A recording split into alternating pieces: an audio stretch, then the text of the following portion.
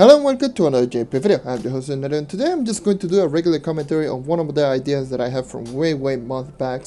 And I decided to revitalize this idea because it came back to me and I just decided, you know what, let me do this idea all over again and see what people think. So the idea that I have, if you saw in the title, is going to be like a quote-unquote Trove Flux merchant.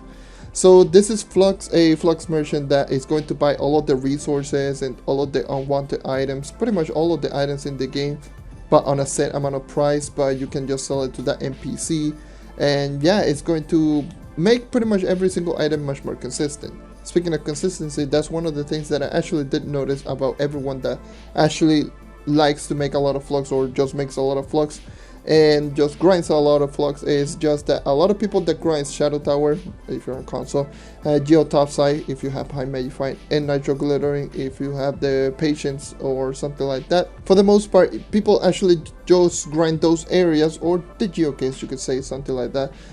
The reason being is because those plays are consistent. You know how much you can make in terms of Flux, how much Flux per hour you can make on a constant basis. It's not going to dip up and down in price. You know that they're going to sell, yada yada yada. You know the point. Like, those are the reasons why people tend to grind those areas instead of just grinding other areas like Radiant Charge. For example, on a good price day, Radiant Charge could be one of the best areas to grind Flux. You can easily make 350,000 Flux an hour. I'm not even kidding. But it's not consistent. You cannot sell the amount of Radiant Shards every single day, like really quickly, so that's going to be like a big of a oof. So people tend to grind Nitro Glittering, just Geotopside dungeons and all of those areas, just because it actually does grind a lot of Flux per hour, and those are Flux per hour consistently because, you know, for at least for Geotopside, which is what a lot of people tend to do more often, is because it is loot collected. You literally just loot collect the item and you get the Flux immediately. You don't have to rely on marketplace. So this is where the Flux merchant comes in. So the Flux merchant could be like a crafting table that you can craft in the builder's crafting bench, similar to like any other profession and any other interactive type of item. So you can just put it down and it's going to be like an item that it works similar to like fixture or like plants. So instead of just waiting time, you have to pay a certain amount of Flux to make it active. Let's say, for example, you have to pay 100,000 Flux in order to make the Flux merchant active. Once the Flux merchant is active, you have to pay 50,000 Flux every single week if you want to keep maintaining it active, which is not that bad if you think about it. Now, the purpose of this is going to make pretty much every single resource, every single area much more consistent, and all of the unwanted items just pretty much like an actual Flux. So what they could do with this is just allowing you to make more Flux, and at the same time it allows you to buy all of those resources that you sell. So for example, if you sold, let's just say first of all how it's going to work out. So it is going to be like a ranking system like Profession. For each and every single rank that you have, you can sell more items and you can buy more items. That's how it is. So let's say, for example, in rank 1, you are able to sell Chapestone ore, Formosite ore, Infinium, yada yada yada. You can buy them back if you want, and all of the items that are very common and you can find them literally everywhere. And those are going to be like the rank 1 resources or the rank 1 items. Rank 2 is going to be a little bit better. That's where something like, let's just say like Nitro comes in. Nitro is going to be like a rank 2 resource. In order to rank up, you need to pay more Flux. So let's say, for example, you had to pay 25,000 Flux for the first rank up for rank 1 to 2. So 25,000 Flux, you can start buying and selling Nitro to the NPC. The NPC is going to sell them pretty much a little bit higher price than the current average Nitro. Let's just say around 150 Flux per. And you can sell the Nitro Glittering 50 a piece. So it allows you to, so it encourages you to actually rank up the system if you want to sell more items, or and if you want to buy those items in particular that is going to be needed. So it's going to keep ranking up. In rank 3, let's say you had to pay 100,000 Flux or 75,000 Flux, and then you can start buying some of the items like Titan Souls, like Chaos Cores, for example. So you can buy all of those items, so you can get all of the items for the Chaotic Crafting Table. You can start buying items like Geo Tier 3 materials, for example, and just keep going up and up and up. Like with that, like rank 4, it could be like, let's say from rank 3 to rank 4, it could cost around 75,000 flux to rank 3, then rank 4 it should be like around, let's say 150 to 200,000 flux, but at that point you can start buying some of the more coveted items, like, I don't know, like Dispel Divinity, Lunar Souls, or you could say Lunar Souls could be a rank 5 item, who knows, but Dispel Divinity, all of those items that are like tier 4, Geo Caves, maybe you can start buying Meta Matter, who knows, crystals from the Geo Caves, who knows, and just keep going, the list goes on, and then rank 5, let's say you had to pay 500,000 flux, and at that point you can buy Bound Brilliance, you can buy like, who knows, Dragon Coins, but I don't think Dragon Coin is going to be like a good option, but you know, you could do it, like they could do it, Diamond Dragonites, items that you can use to actually augment your character. So it's going to be like that type of system that, in my opinion, like those items, I don't think like stuff like gem boxes and gem dust is going to be better. Like it's going to be good if they add it right here. Gem dust and gem boxes, this could be better if you just grind them, which for the most part is not that big of a deal. But materials that you have to grind, like Binding Darkness for example, that could be like a tier 4 resource. Who knows, you can start buying those Binding Darkness at around 2,000 flux each. It may sound like a lot, but a lot of people are willing to buy a lot of Binding Darkness to get a lot of gem rerollers. Like I mentioned, if they go with the Lunar Soul, let's say the Lunar Soul costs 20,000 flux, you pay around 60,000 flux for one Content Chaos Flare. Content Chaos Flare at 60,000 flux, it doesn't sound so bad now that you look at it that way. But they could adjust the prices, obviously. I'm just spitballing ideas here and there, and this is going to make it like, I don't know, they could make it a lot more, like let's say for example Bound Brilliance could easily be 10,000 flux each, but Bound Brilliance could be around 3,000, and then you can sell it for 1,000 flux. The NPC, for the Chaos Cores, you can buy it for around 2,000 flux, or and sell it for around 750 at the NPC if you get it. And that's going to make like items like, for example, that's not going to necessarily make the items that are untradeable just tradable, but that's going to make Chaos Core more obtainable, grindable. This is what the main purpose of this is, just to make every single item grindable, instead of just adding new system in order to make the other items just grindable. It's just going to make this, like the Flux version, everything more accessible to every single player, not the newer player, but also the older player that really wants to get, let's say, all of the characters maxed out at 100%.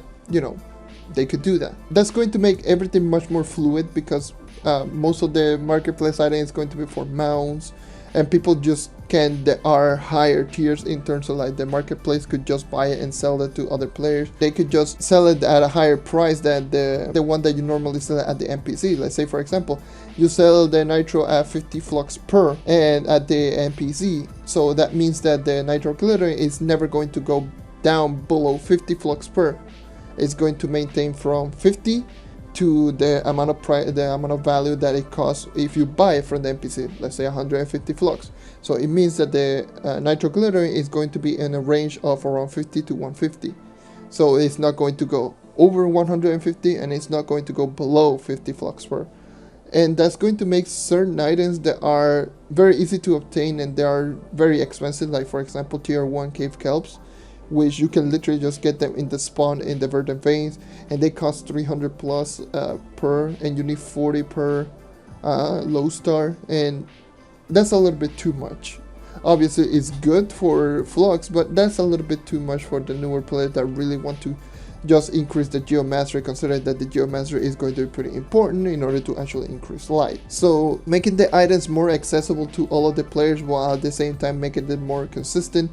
And that's going to make also the players that actually hoard a lot of the same items and not being necessarily able to hoard them, because you can just sell them to the NPC and just buy it back. And by the way, like the ranking system, you can keep being permanent, but the NPC you have to keep paying 50k flux, and if you don't pay the 50k flux, it goes inactive. Similar to like the plants, it goes inactive, and then you had to pay let's just say 75,000 flux or 100,000 flux to make it active once again if it was inactive. And yeah, it could work out. In my opinion, it could work out. Obviously, they could do a little bit of a small change that came to mind. It's going to be marketplace. I'm sure that with this change, people are just going to buy stacks and stacks of the same items and try to sell them in the marketplace. So it's going to make all of the newer players just pretty much impossible to buy all of them. So let's say, for example, people buy a stacks of nitro glitter and to sell them in the marketplace. What they could do is just allowing you to buy a certain amount of resources of item in that particular category. So for example, instead of just buying what is listed in the marketplace, so for example, if there's 500 nitro, you have to buy the 500 nitro. With this, it allows you to buy however many you want at their current value price. This is the same system that I believe MapleStory has. MapleStory 1 has a system that with the auction hold you can put as many of the same item as possible, and if you want to buy a specific item you can buy as many as you want but with the same unit price. And they could do something like this, so it's going to lower the clutter in the marketplace, first of all. Secondly, it's not going to make all of the spaces in the marketplace that necessary, so it means that people doesn't have to buy let's say they have 4,000 nitro and they don't have to put like 8 rows of 500 each, so 8 slots of 500 each. They can just put one slot of 4,000 and people can just keep buying little by little. And also that's going to create more consistency with the Flux making, because for example, people usually don't buy the larger stacks of the same item because it's too much for them. So if they can just literally just buy, let's just say, I want to buy 15 nitro, I need only 50, this person needs 15, and little by little you are going to notice that you're going to sell all of the items over time. It's still going to sell all of the items, but you're going to sell them over time instead of just selling them instantaneously.